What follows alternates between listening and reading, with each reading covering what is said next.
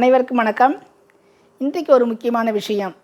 இங்கெல்லாம் போடக்கூடிய கோலங்களை பற்றி, நடுவெட்டு கோலமும் பொங்கல் கோலமும் போடுவது எப்படின்னு ஒரு இது போட்டிருந்தேன் இப்போ பிளாகில். அந்த கோலங்களை பற்றி ஒவ்வொரு விசேஷத்துக்கும் நடுவெட்டு கோலம் முக்கியமான ஒன்று. பொங்கல், பிள்ளையார் நோன்பு, தீபாவளி, குடிபுகுதல், ஸ்வீகாரம், சமைதல், கல்யாணம் சொல்ல வந்தால் வரவேற்க, தீர்த்தம், திருமணம், தீர்த்தம் குடித்தல், கணபதி ஹோமம், சாந்தி, சதாபிஷேகம், கனகாபிஷேகம் என்று இன்ன நல்லதுக்கெல்லாம் கோலம் போடுவது உண்டு.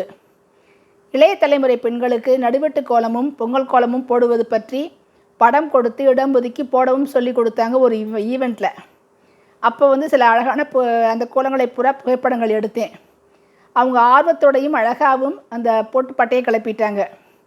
நடுவெட்டு கோலம்னாக்க 4 பக்கமும், அதாவது ஒரு சதுரம் வரைந்து 4 பக்கமும் அதுக்கு நடுவில் தேர் வரைந்து, அந்த தேர் கோபுரம் போல் வரைந்து, 4 கார்னர்லேயும் கால் வரையணும். தேருக்கு கால் 4 கார்னரிலும் 8 கால் வரும். அதில் அதற்கு பக்கத்தில் என்ன போடுவாங்கன்னா சங்கு வரைவாங்க. சில பேர் தாமரை வரைவாங்க, சில பேர் சக்கரம் வரைவாங்க. வீட்டில் வைக்கப்படும் பொங்கல் பானைகளுக்கு ஏற்ப இந்த புள்ளிகளை அகல வாக்கில் பொங்கல் கோணம்னா பொங்கல் பானைக்கு ஏற்ப நடுவில் அடுப்பு மனை மாரி போடுவாங்க. வச்சு புள்ளி வச்சு வட்டம் போட்டு சுற்றி ரெட்டை வருஷ புள்ளி வைப்பாங்க. கோபுரங்கள் அதிகப்படும். அதுக்கேற்றபடி கோபுரங்களையும் மேலே ஒரு வீடுனா ஒரு கோபுரம், இந்த 2 சைடு மட்டும் 2 கோபுரம் மட்டும்தான் வரும். ஆனால் மேலே ஒரு வீடுனா ஒரு கோபுரம், 2 வீடுனா 2 கோபுரம், 3 வீடுனா 3 கோபுரம், 3 மனை வரும். 3ல் 6 மனை வரும். இனிப்பு பொங்கலுக்கு ஒன்று, சக்கரை பொங்கலுக்கு வெள்ளை பொங்கலுக்கு ஒன்று என்று அதிகப்படும். பொங்கலுக்கான அடுப்பு கோலத்தை நீங்கள் பார்த்தா வித்தியாசமாக இருக்கும். நடுவில் மட்டும் மனை, அந்த மண் கொட்டி அது மேலே கரியடுப்பு வச்சு, அந்த ஸ்லாப் வச்சு, சிமெண்ட்டு செங்கல் ஸ்லாப் வச்சு, அது மேலே இரும்பு அடுப்பு வச்சு, அது மேலே முறித்தவலையில் பொங்கல் வைப்பாங்க.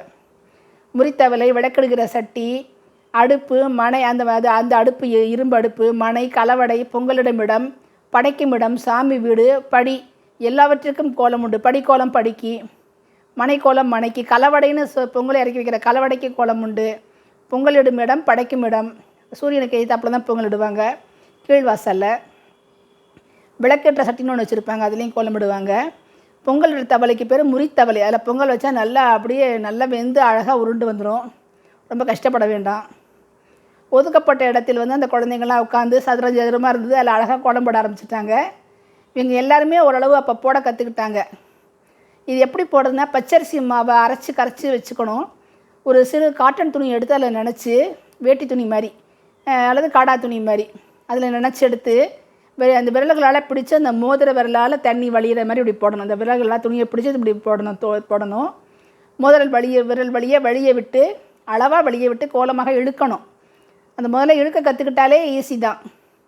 முதலில் 2-3 கோடாக விடும். ஆனால் கொஞ்சம் பழகிட்டோம்னா நல்லாவே வரும். நல்லாவே போட்டாங்க அந்த குழந்தைங்கள்லாம், பர்ஃபெக்டாகவே போட்டாங்க. சொல்லப்போனால் இவங்க சில பேர் அதில் கோபுரத்துக்கும் காலுக்கும் மஞ்சள் கலர் காலெல்லாம் கொடுத்து தான் போட்டிருந்தாங்க.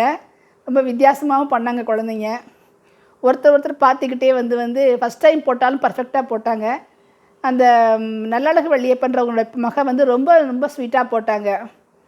இப்போ எல்லாம் பெரியவங்களாம் மேற்பார்வை பார்த்தோம். சிலருக்கு புள்ளி எப்படி வைக்கிறதுன்னு கற்றுக் கொடுத்தோம். அதுக்கப்புறம் புள்ளி வைக்கிறது அழகு கோலத்துக்கே. ஒரு ரெட்டை வருஷ புள்ளியாக வைக்கணும். இப்படி சில பேர் 2 வரல வச்சுருவாங்க புள்ளி. கோலமாக அமுக்கி ஒத்த வருஷ புள்ளியாக வச்சுட்டு திரும்ப இன்னொரு வருஷையும் புள்ளி வைக்கலாம்.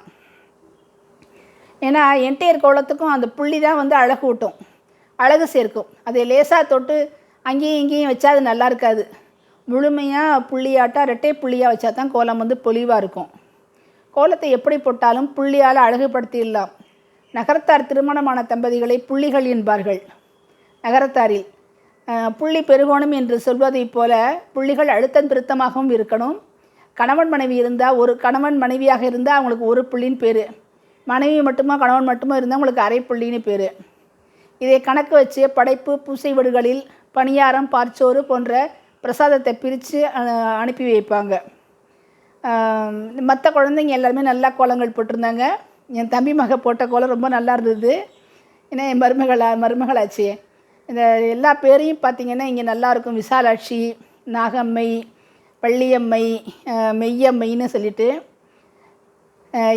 எவ்வளோ ரொம்ப அழகான தமிழ் பேர் இங்கே வைப்பாங்க. இந்த இளைஞர்களுக்கு இப்போ அதிலே வச்சு பொங்கல் இடமும் கற்றுக் கொடுத்தாங்க.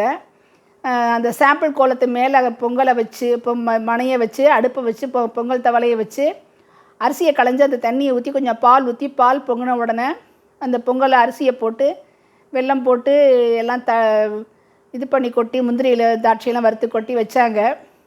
அது படைக்கிறதுக்கு இலைக்காகவும் ஒரு கோலம் போடுவாங்க. அந்த இலைக்கோலத்துக்கும் புள்ளி வைப்பாங்க. சங்கும் போடுவாங்க. அதில் சங்கு ஊதி பொங்கல் பானையை பாலோடு அடுப்பில் வச்சு பால் பொங்கியதும் அதுக்கு வைக்கும்போது சங்கு ஊதுவாங்க, பால் பொங்கினதும் சங்கு ஊதுவாங்க, இறக்கி வச்சு கும்பிடும்போது சங்கு ஊதுவாங்க. இதெல்லாம் சங்கு உபயோகிப்பதால் சங்கையும் கோலம் போட்டிருப்பாங்க. பொங்கல் தவளையில் அழகாக கோலம் போடுவாங்க, தாமரை அந்த மாதிரிலாம். குச்சியில் விளக்கு மாற்று குச்சியில் பஞ்சை சுற்றி வெள்ளை மாவுலையும் நாமக்கட்டையும் மஞ்சளும் கொஞ்சம் கோலமாகவும் சேர்த்து அதில் மஞ்சள் மாவுலையும் சேர்த்து 2 மாவும் கலந்து அழகாக கரங்கூடி டிசைன் போடுவாங்க. பச்சரிசி ஊற வச்சு அரைச்சி சிறு குன்றிமணிகளாக உருட்டி வெயிலில் காய போட்டு வச்சுருப்பதுக்கு பேர் தான் கோலக்கூட்டு. தேவைப்படும் பொழுது சமயம் அந்த கோலக்கூட்டை எடுத்து கரைச்சி கோலம் போடுவாங்க. இந்த தண்ணியில் போட்டு ஊற வச்சு கரைச்சிக்க வேண்டியது தான். அழகாக கோலமிட்டு பொங்கலிட்டு பூவையர் சமைக்க, ஆண் மக்கள் கை கொடுக்க, சமைத்த உணவுகளும் அதாவது அங்கே சொல்லி கொடுத்தாங்க குழந்தைகளுக்கு. மசியல், மண்டி, இளங்குழம்பு, பச்சடி, கெட்டி குழம்பு எல்லாத்தையும் அழகாக டிஸ்பிளே பண்ணி ஆச்சரியப்படத்தக்க விதத்தில் அழகாக பண்ணியிருந்தாங்க. மிக ருசியாகவும் இருந்தது எல்லாம். அதனால் நடுவெட்டு கோலமும் பொங்கல் கோலமும் குழந்தைகள் போட கற்றுக்கொள்வது மிகவும் எளிது. கை உடம்புக்கு எக்ஸசைஸாகவும் இருக்கும், கைக்கு பயிற்சியாகவும் இருக்கும், கண்ணுக்கும் மனசுக்கும் இனிமையாக இருக்கும் பார்க்குறதுக்கு. கோலங்களில் சைமேட்டிக் தெரபின்னு சொல்கிறாங்க. அது நல்ல மனதில் நல்ல அதிர்வுகளை உண்டாக்குன்றாங்க. அதனால் நல்ல கோலங்களை போட்டு நாமும் நன்மையை பெறுவோம். நன்றி.